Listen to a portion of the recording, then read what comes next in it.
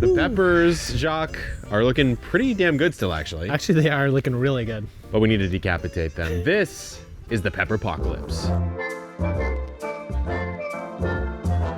So not only is it time to take the late summer garden out, but it's time, Jacques, to remove more than just the peppers. We want to take this millet down, take the okra down, because we need to reformulate this back garden for fall. So why don't we start harvesting? I'm actually surprised. Actually, yeah, there's a lot to harvest There's here. so much, yeah. And so we're gonna go with an overwintering technique, guys, which means that we're gonna take peppers down, like take these Thai chilies, right? Like I'm gonna take this one down to here, I feel Jacques. like we have to appreciate the fact that there's more chilies than there are leaves on that plant. At this point, It's yeah, crazy. that's a success right there.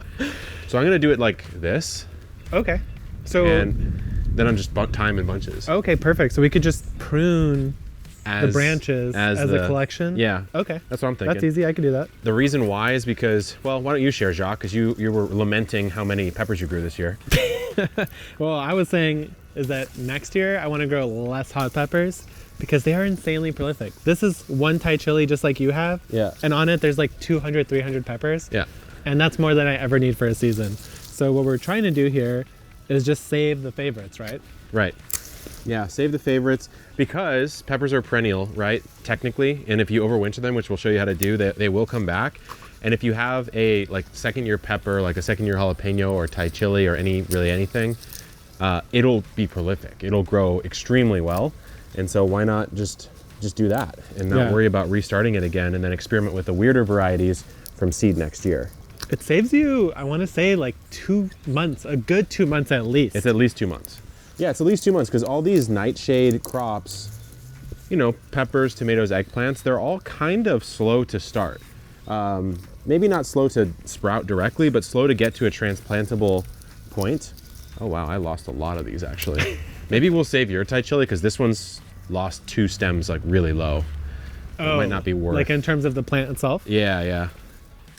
Because normally when you overwinter, guys, you want to cut it down to about a third of its size, but this is 100% of a particular leaf, so might not be my first choice here. But yeah, I mean, basically, if you think of like when you start a tomato from seed versus a pepper from seed, that tomato is going to be this big when your pepper is that big. So this is basically catching you up to the tomatoes at the very least. But take a look. So when you are doing the overwinter technique, you'd want to just cut down like right above where future growth will poke out. So let's say this little sprig here, I want to come in and remove basically down to where it splits off at a 45 degree, just like that. And now of course I can hang this, I can remove the leaves, which you should do. But we're in a great spot and we'll have a ton of Thai chilies, probably like 500 maybe, Jacques. Yeah. So this one has a pretty good shape. There's a single stem, it's upright, and I got about a third of the plant left here. There's a couple tiny leaves, which is no big deal. This one's going to be an ideal candidate for overwintering. While Jacques tackling the peppers, I have a little story to tell you about our dear hens here. First of all, let's feed them. But this weekend, I'm trying to integrate our 4 new hens, which you've been asking me, am I gonna name them? What are the names? We gave you all the names. What are they gonna be? I'm gonna tell you very soon. Probably in the next episode, we're gonna name these hens. But I've been trying to integrate them and I've been using this coop and coop method, which is basically letting these ones be outside with these ones, but without being able to interact directly because both Chetty and Lobster have been like super aggressive. They'll snap, they'll kind of jump in this mini coop if I leave it open and try to assert their dominance. So it feels like I'm close, but in letting all the hens roam out yesterday, Rufio had a blast. She was absolutely having a blast. But then what happened is for about 24 hours, I noticed she was sluggish. She was just sort of laying in one place. And it really started to freak me out because you guys know that that's kind of what happened to Gucci. And then Gucci unfortunately passed away. So I really freaked out. And what I decided to do to solve it is I got this bucket of water. And then I actually just got these products from Grubblies. I got an electrolyte mix and a probiotic mix. And in fact, my Splash Lace Wyandotte down here, when I got her, I had to give her a probiotic mix because she looked weak. So what I decided to do is I mixed those both into this little container and I put it right next to Rufio yesterday and like dumped her face into it so she knew it was water. And then I put it right here and no joke, she was dunking her face in it for 30 minutes straight, just sipping. I've never seen a hen drink that much in my entire life. So much so that I actually got worried and I Googled what to do if a hen drinks too much. But I'm happy to say, you can see down here, Rufio is back. She's energetic. She's hopping around. She's actually eating the grubs. For a while, she wasn't eating at all. And so I think I've got her back to normal, but I really did get scared for a second. So look, I'm no chicken expert. You guys know I love chickens and I'm learning as much as I can. This really did seem to help, hydrating her and just in case, giving her some electrolytes and probiotics to see, who knows, maybe she needed to work through something in her crop. I don't know, but I'm very happy to report she's back. And pretty soon, I'm going to be fully integrating these hens, because if I open this up, what'll happen is they'll venture out. Chatty or Lobster will come in and make them go back in, which is kind of annoying. So I think what I'm gonna try to do, you can see our buff Brahma, she's eyeing, she's trying to get out. What I'm gonna do is eventually rip the Band-Aid off and actually integrate them into the hen house at night so they all wake up together. But then I wanna be there when they wake up to see if our little friend Chetty starts going crazy. So I'm open to having some tips, but so far I think I have a pretty good plan. Let's catch up with Jacques. Unbeknownst to me, our good friend Paul, who you've seen here on the channel before, he snuck in a Carolina Reaper into the garden, which is super, super hot. You might remember from our Halloween episode where Jacques and I basically got hospitalized answering your spicy questions. The Carolina Reaper was in there, but this thing blew up. Like, I don't know what it is, but it's almost a weird irony of pepper growing where the ones you don't want the most of, you actually get the most of. And the ones you want a lot of, like a bell pepper or a nice Hungarian sweet, or maybe some of your Bulgarian ones, Jacques, you just don't get as many. Troll peppers. Nevertheless, I am going to save this for next year. So I'm gonna just give it the same respect it deserves. Like, check out this pile from this one plant. And they're like good size. Yeah. It almost looks like a big shishito to me. All right, let's do a spice test. Uh-oh, you're going in raw? I called the ambo. It's actually really good. Called the ambo for you, just in case. I think it's just a sweet, like, frying pepper. He's over here. He's over here. You know what someone said to me recently on Instagram? Because we rag each other so much, but obviously I think I rag you maybe a little too much sometimes. Someone said, see, despite everything you say about him, he does a great job. Everyone's so proud of me. And I was like, I know. Why do you think he's here?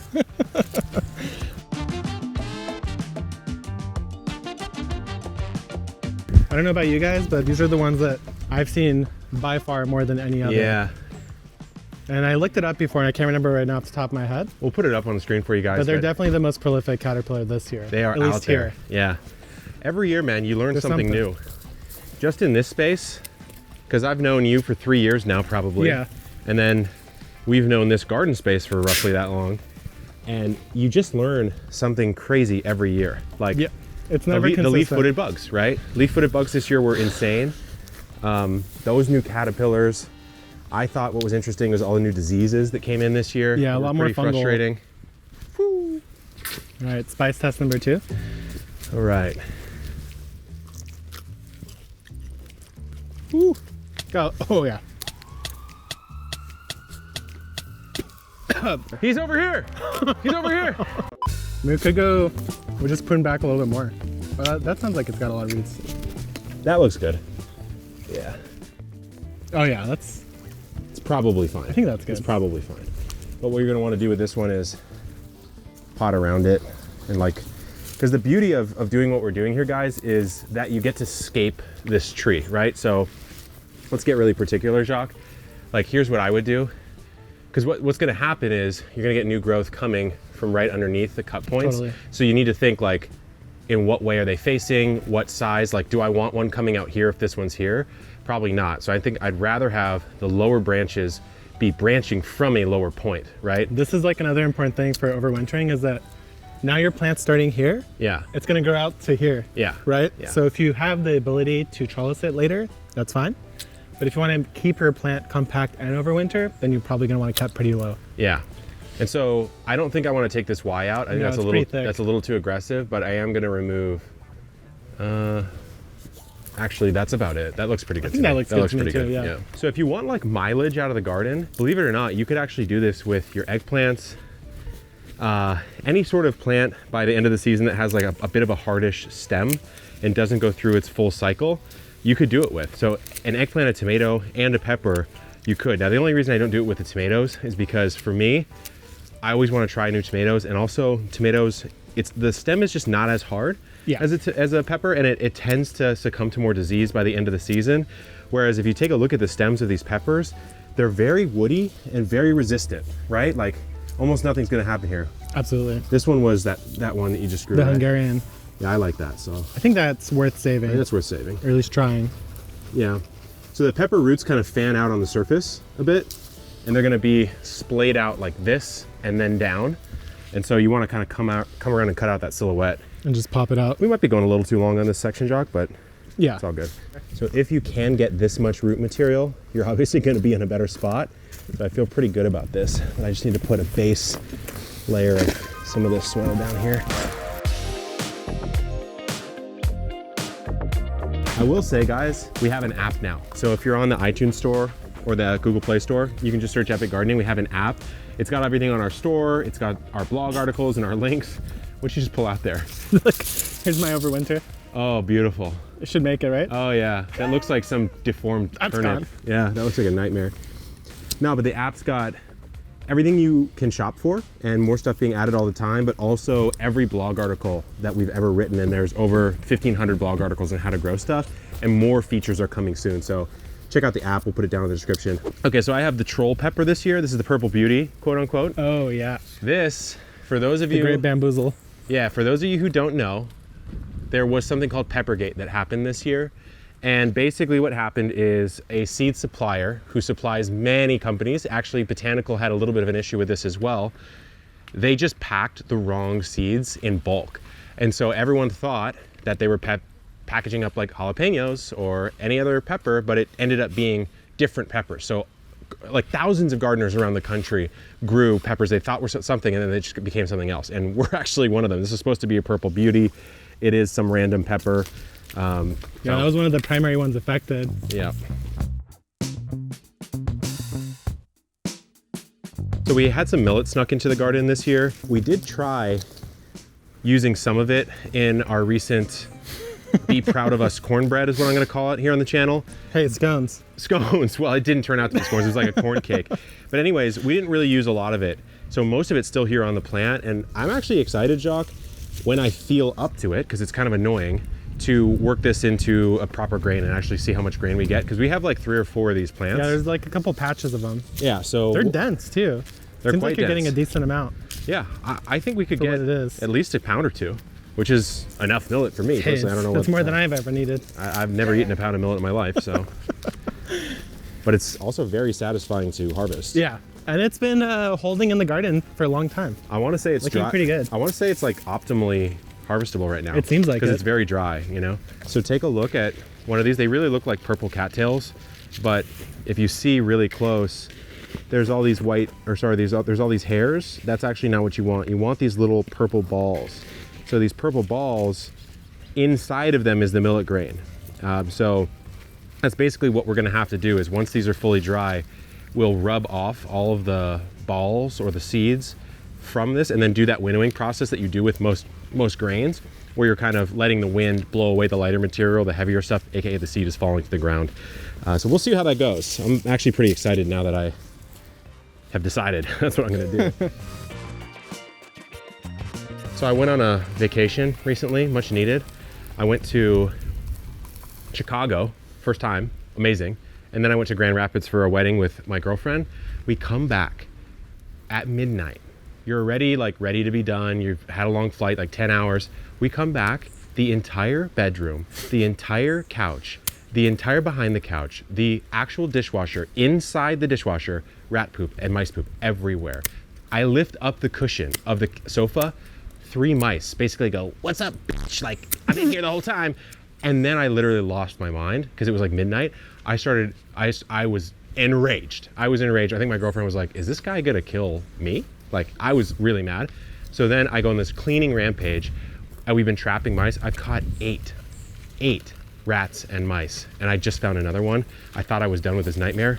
I swear to God, it's one of the most unsettling things in your home ever. All right, so right here, we got a little potato. As you know, if you grow potatoes once, you're gonna have them for the rest of your life in that same spot, and that's definitely true here. There's been potatoes popping up all year.